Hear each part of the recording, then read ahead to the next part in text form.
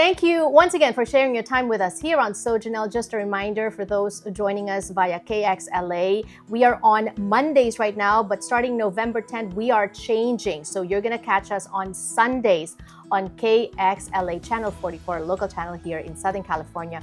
We are also always on demand on I1TFC, and we are on our social media platforms where Vincent Rodriguez, our guest, is also big on social media. You have a big, loyal following, and I can see why. Just the charm and all the hacks and tips for life that you're sharing with us.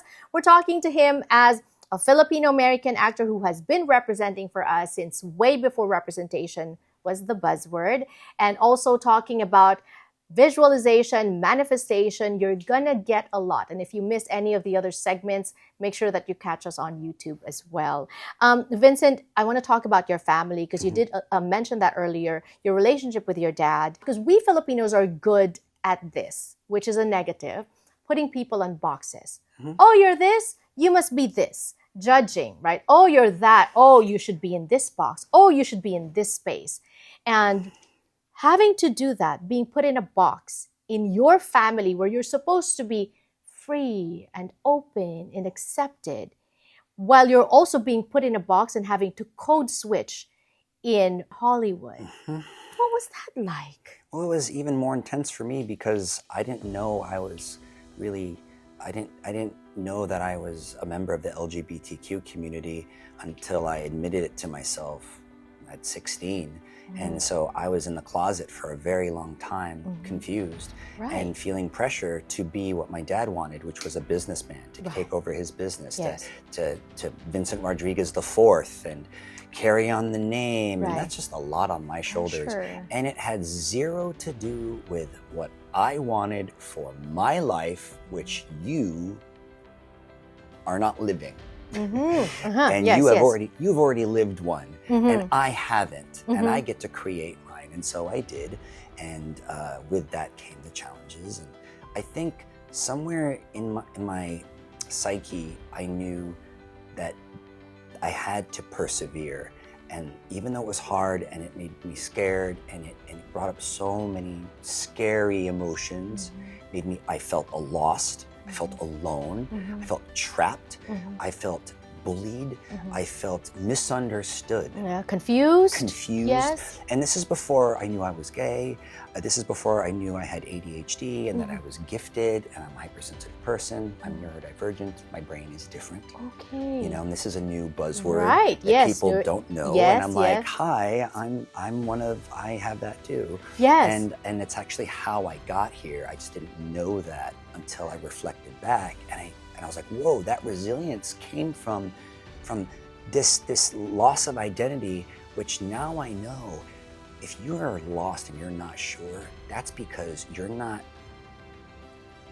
doing what everyone else is doing. You're not just coasting. You're not just comfortable. You're uncomfortable, and that discomfort, that prodding, just like taking a cold plunge in the morning, or forcing yourself to run that little extra bit before you get a sip of water. It's self-inflicted upset, but because it's self-inflicted, you can end it, and that creates resilience and strength. So I took that piece of mental technology, and somehow I did it, but didn't know exactly what you were doing. Yes. But I had support from friends, and they were instinctually helping me grow in that way. And it really did give me strength. So my dad, he may have been a big obstacle for me and a cause of a lot of my trauma, you could say. I mean, I've had goosebumps since you brought it up a moment ago. And I just breathed through it. And I remember that you can choose whether life happens to you or for you, and whatever you say, you're right. So I thought, well, what if, I just asked the question, throw it out there, no judgment, just curiosity. What if that was for me? And I went, well, if it was for me, and my dad, you know, before he passed away said, you figured it out.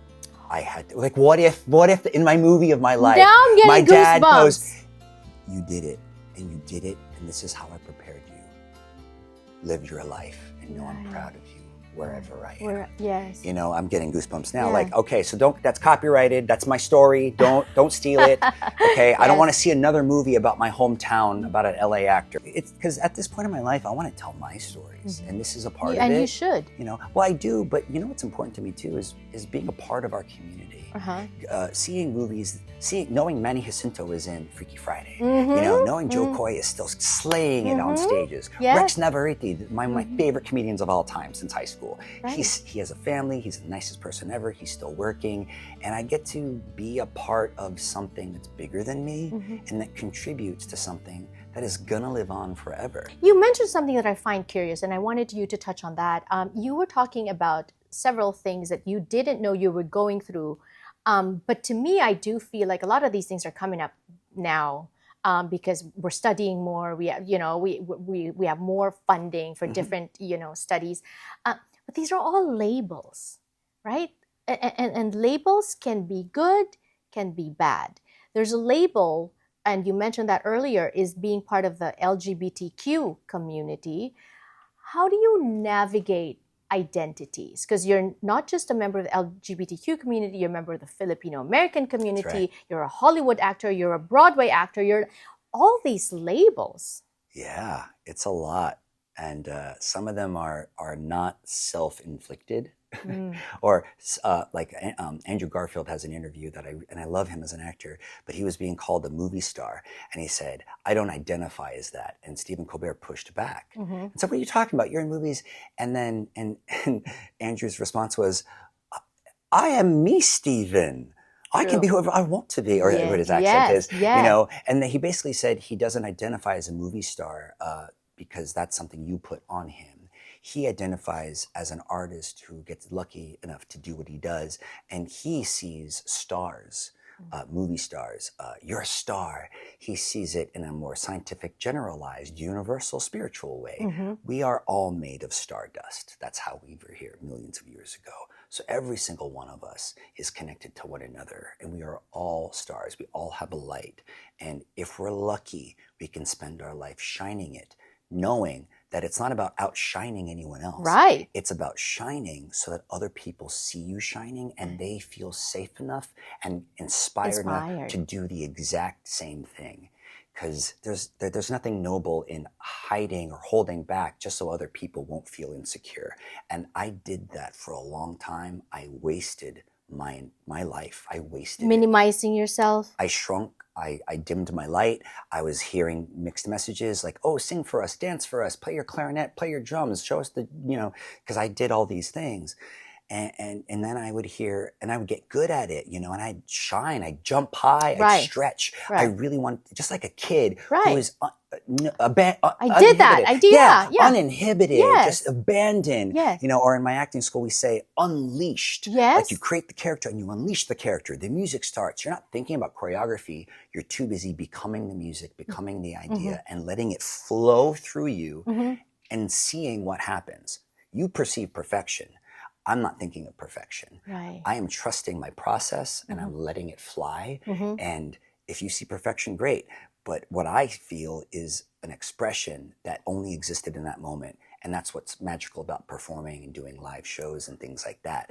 And so all that enthusiasm kind of played itself out in that way. And I had to use that enthusiasm to tell myself, hey, in order to be this kind of artist, you need to be you, but that means being curious. That means being curious enough to discover that. And in order to discover something, you have to look for it. And in order to look for something, you have to believe it exists. You have to have faith, which our religion gives us. But my religion also said gay people can't be gay people. And I'm like, well, that's not cool. I'm pretty sure JC was like, bro, like, you're good, bro. Like, I made you like that, bro. Exactly. And so dealing with all this upset and these labels and seeing how we were being treated, I thought, well, wait a minute. Look at how resilient we are.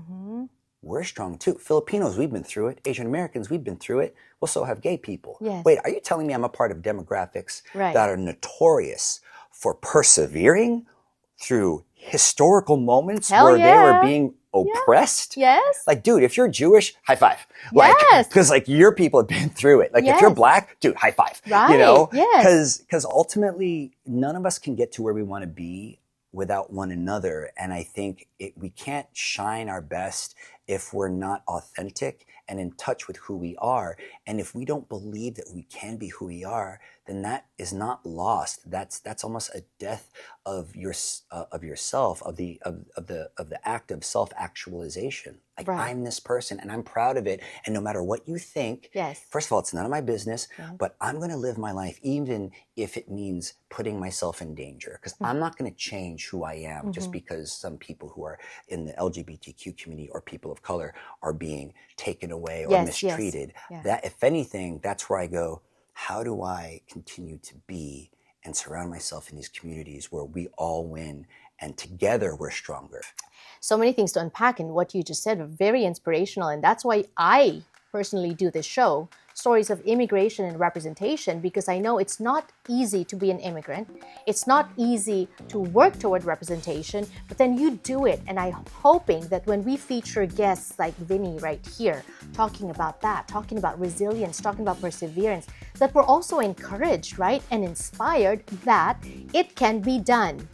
Right? And Vinny is not yet done. He's doing a lot more. We will be talking about future projects and plans and all that when we return on the show. Don't go away.